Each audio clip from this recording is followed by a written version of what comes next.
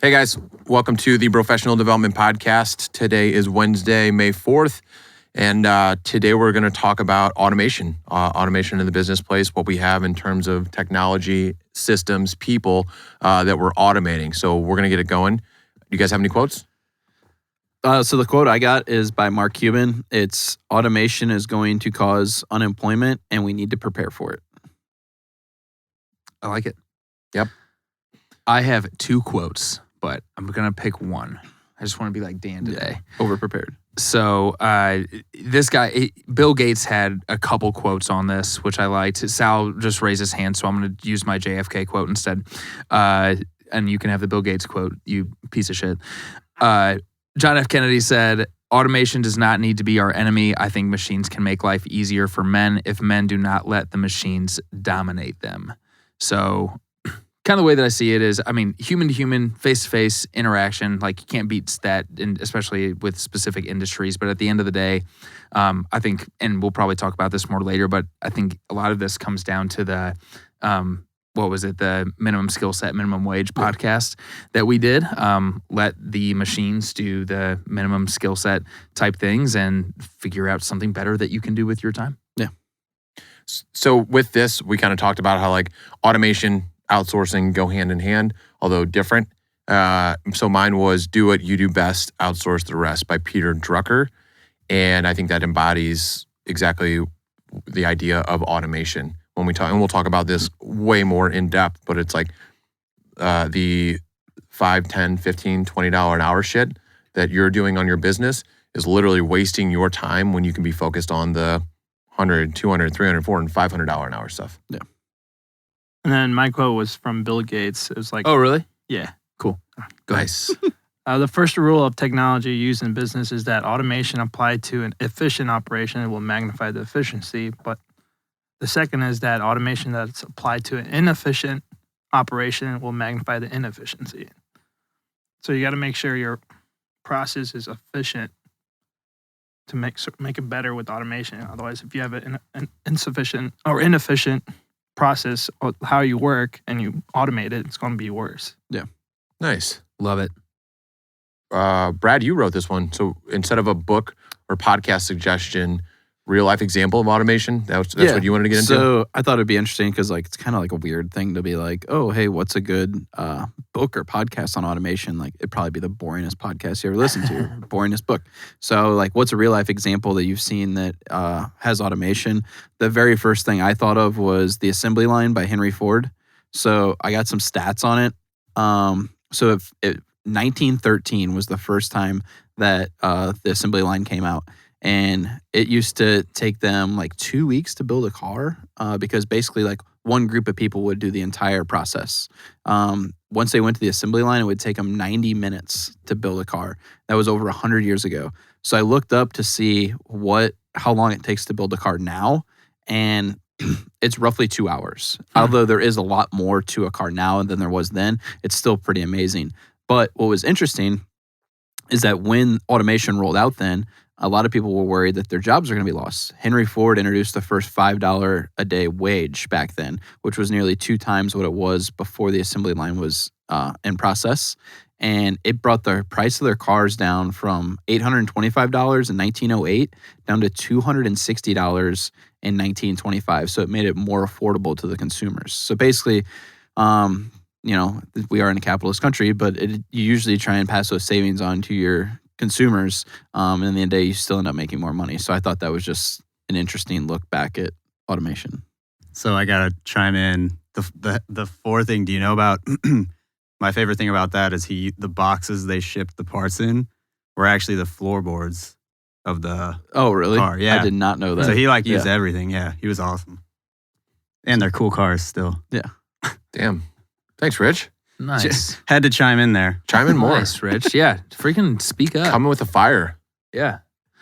So I like this one too. And I actually I was just looking up just different things that have been automated, everything from, being able to control your lights with your phone, Bluetooth, or be able to I can being able to adjust the thermostat and like have it know when I leave the house, so I'm saving money on all that is really cool. But one of the things that this company is doing called Waymo, and I'm sure you guys have seen those Google cars where there's no one in there and they're just self-driving cars. So this company Waymo, I think they have some sort of partnership with Google, but they're in 13 states right now. And like, for example, in the metropolitan area of Phoenix, they are actually driving people to where they need to get to go, whether it's to the grocery store, to work, on a date night. And they also have transportation vehicles. So to transport any sort of commercial goods, no driver with them, cameras all around them. They're learning these different streets and introducing them to different metropolitan cities, which I just thought,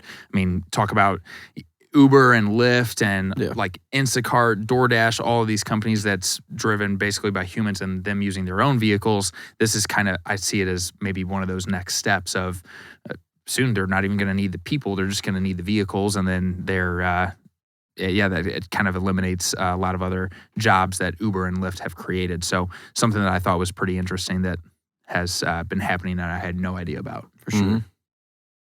And I think, like for Amazon, I think they're testing out like drone deliveries. Yeah. So that's like one thing that we should look out for. Yeah, I think they're in a lot of markets. I think it's a pretty standard thing now. Yeah, it's interesting. I haven't seen one though. I don't have one. The ones I was going to use are just going to be the ones we talk about later. So do you guys want to get into any definitions of automation that you looked up and maybe how it applies in terms of business or compared to personal? So what I have for the definition of automation is the technique of making an apparatus, a process, or system operate automatically. I thought to look into how does this apply directly to business, and it's roughly the same thing. There are a lot of more techie stuff that you get into about automation in business, but it's probably a little too deep, and that could be its own conversation. Yeah. I had a term for the use of technology applications that perform repetitive tasks, freeing up employees for higher value work. That was the one that easily resonated with me because it's like you said, at the end of the day, it's and I guess I'll just kind of get into it. It's I was using a lot of VAs, which I'll talk about more on how I'm using them, but use them to the point where on a one-on-one with one of my recruiters, he was like, hey, so based off everything these virtual assistants are doing, he's like, well, what do you want me to do? Yeah. And I was like, what do you mean? And I was just like, well, oh shit. I was like, I literally eliminated over half this guy's day. And I was like, okay, cool. You're fired. I was like, yeah. No, but I was like, well, this is great. I'm like, what's your annual goal? And he was like, all right, let's just say 100K. I was like, all right, well, you were doing $5, $10, $15 an hour shit, and that's what they're doing now. Yeah. I'm like, what is it on an hourly rate to make 100K? It's $50 an hour. I was like, now your job, you've got no excuse. You got no fucking excuse not to hit that goal because you can spend 8 hours a day working on $50 an hour shit. So what I find interesting about these VAs is you hired a VA to do it, but I guarantee you these VAs are using some form of automation to do every task you gave them, whether it's LinkedIn outreach, the email that you get every day saying that they accomplished it with the links and who they talk to. I bet you they're automating your process, but they're probably automated so much deeper with apps that they might pay for because they're probably being a VA for 4 or 5 different people at the same time. So haven't looked too much into that. It would be tough for me to fully buy into that though. Really? Just based off what I'm seeing with my stuff, it's it's manual. So it's again, it's not necessarily automation using VAs, but it's the same concept, right? Yeah. It's eliminating the shit of your business. So bigger, higher ticket items can be focused on.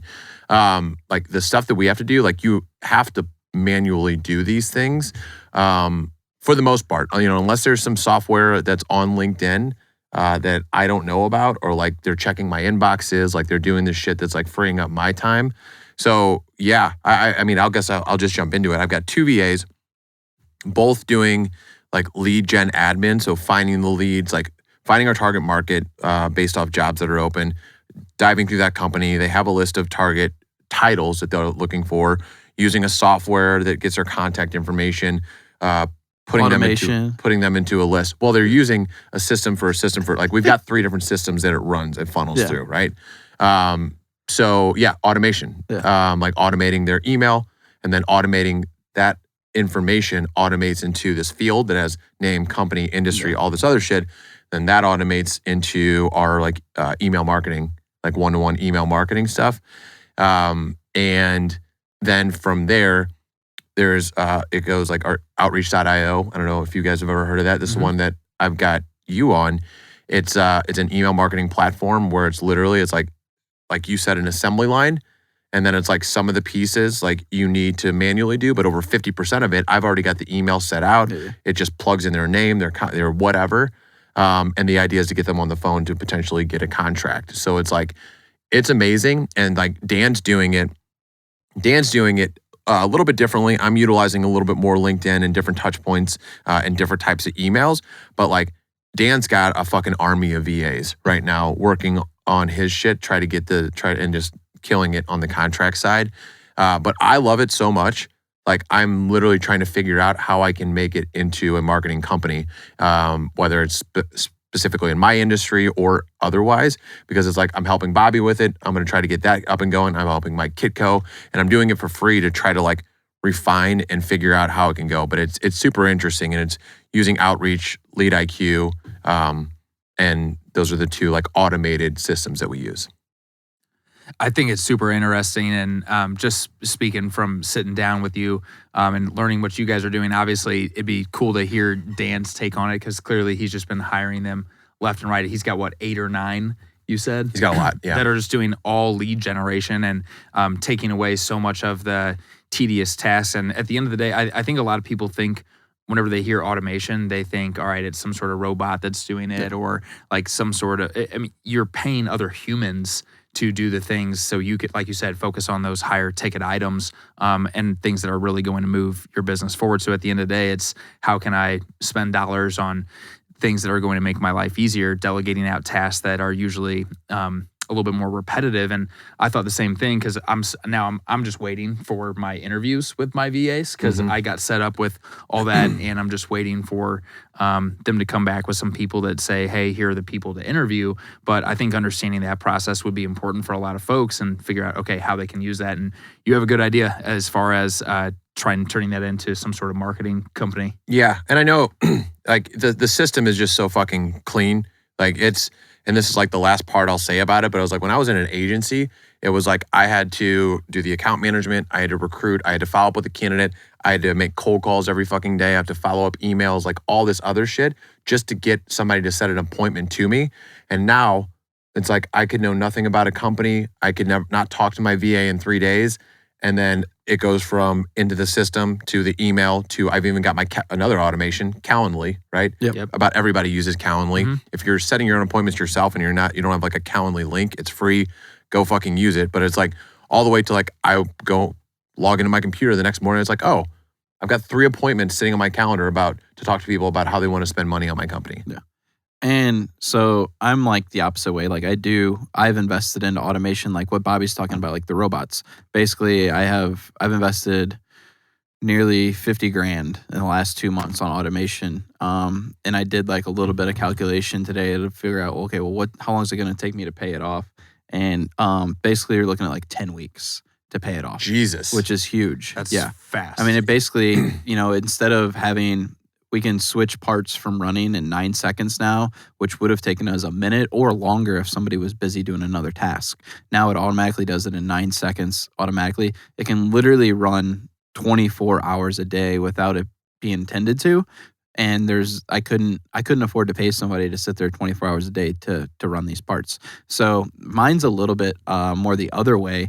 I am trying to find some sort of, I guess we'll just kind of move forward a little bit-ish, is I am trying to find ways to automate a lot of my admin stuff.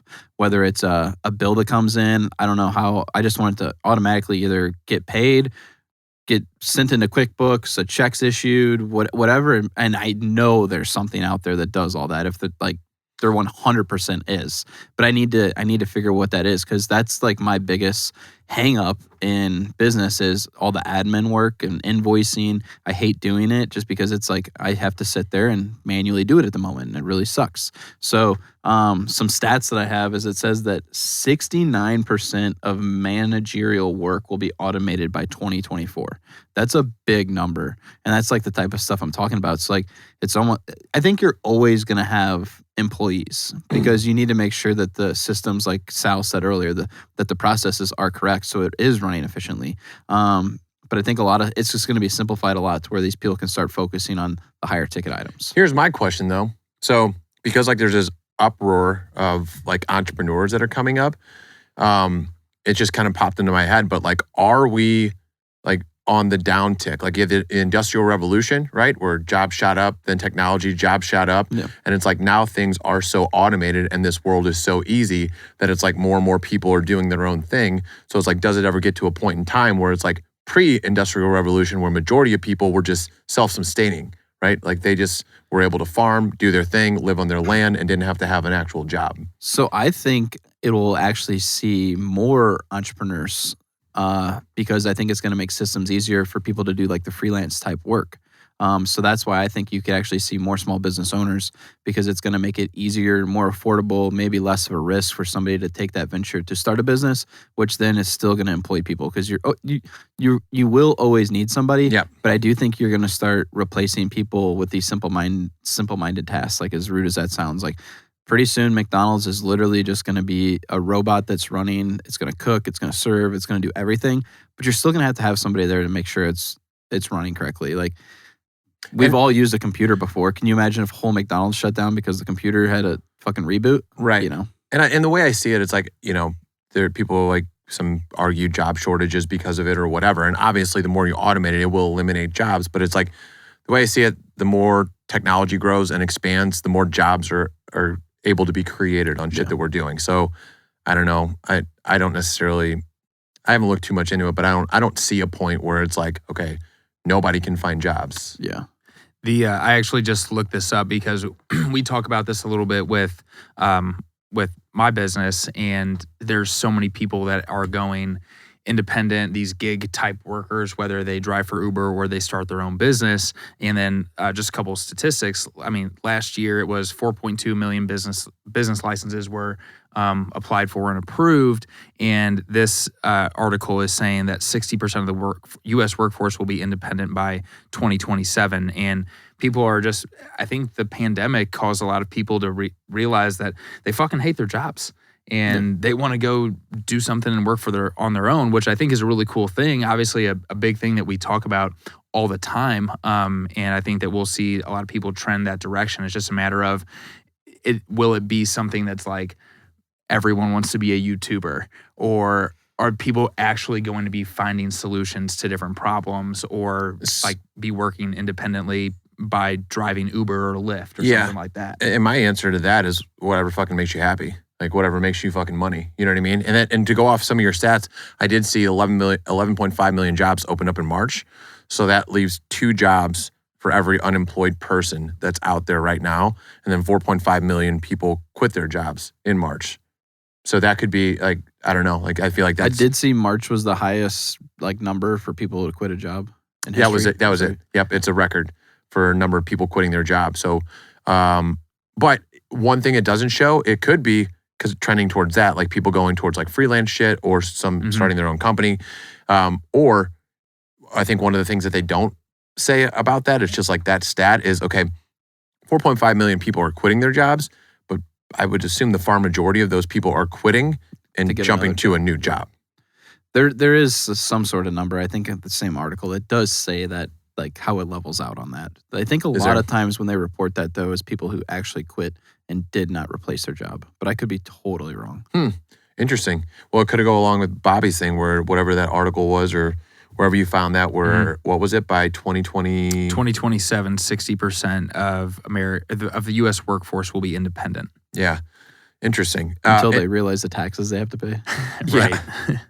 Brad, you had the question, what was it? Oh, I guess we can start with this one. Will AI take over all simple-minded tasks? You kind of hit on that, right? I think at some point it will, for the most part, replace all those jobs. And I think it's a good thing. I think it kind of forces people to elevate themselves a little bit to have a better job.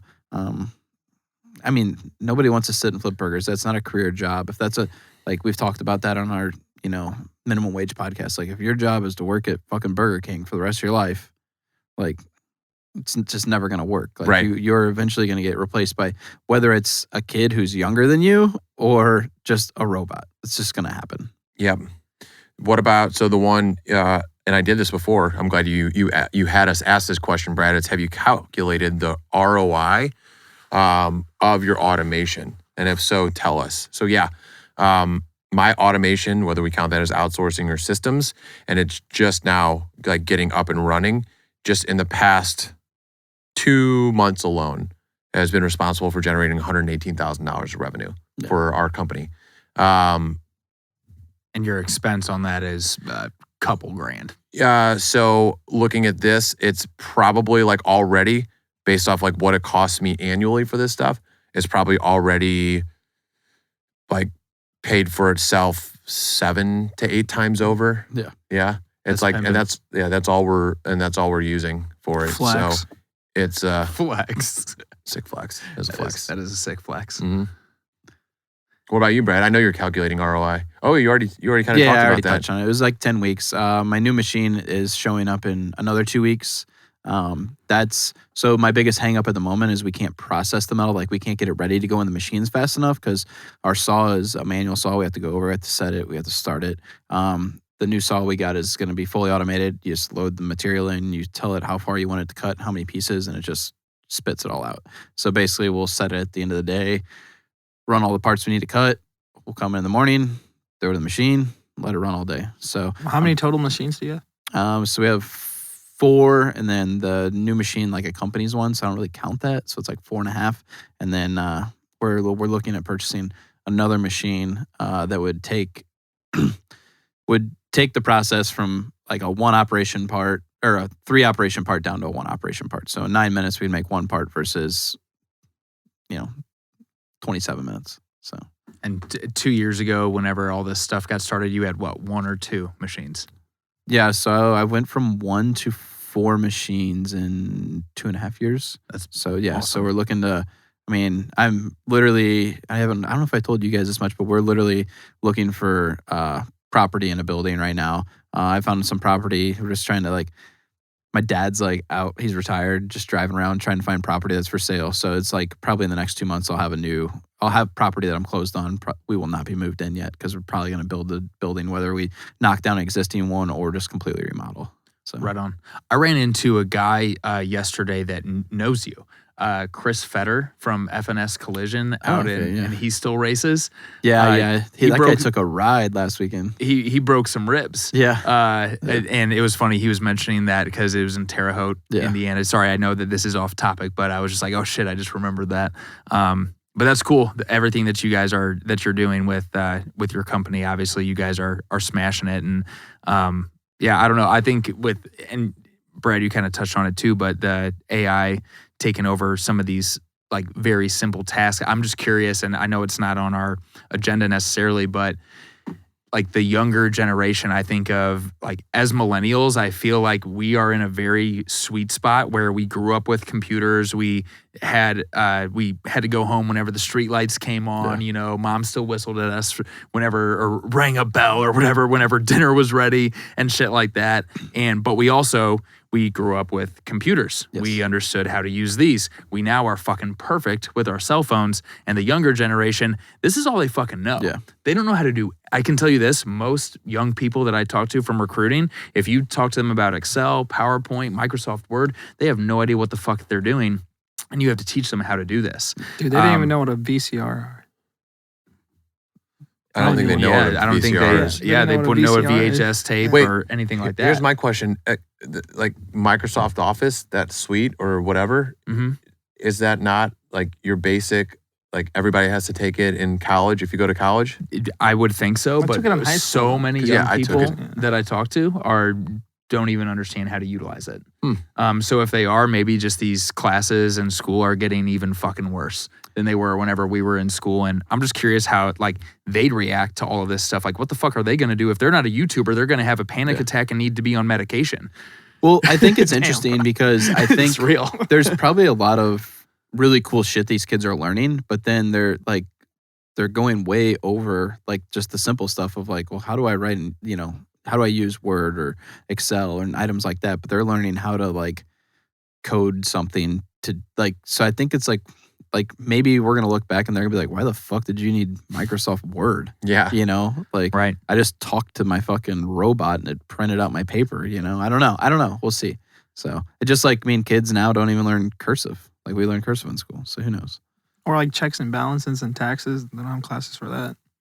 Yeah, that's like something I just told my wife. Like they don't teach that in school. I'm gonna like start doing that with my kids like soon. Like when my daughter starts kindergarten, I'll be like, we're gonna start learning finance this year. So like that will set you apart so much further later in life. For sure. We appreciate you guys listening. And if you want to follow us, hit us on Instagram. We're on Twitter. We've got a Facebook group as well. Are we doing a mastermind? May 10th. So we're doing it 1 week from today? Yesterday. 1 week from yesterday? Yeah. So May 10th. Yeah. Dan says he's got a speaker lined up. Okay. We need a haven't done location. shit for that. No, We need a we- location. Yeah, it's been a minute. Yeah. So May by the 10th. time you're listening to this, you'll know if we're having an event or not. Yeah. But We'll recap it. we'll recap it. Yeah. Otherwise, we appreciate you guys tuning in. Subscribe and share our podcast. Thanks. See ya. Thanks. Deuces. Later. See ya.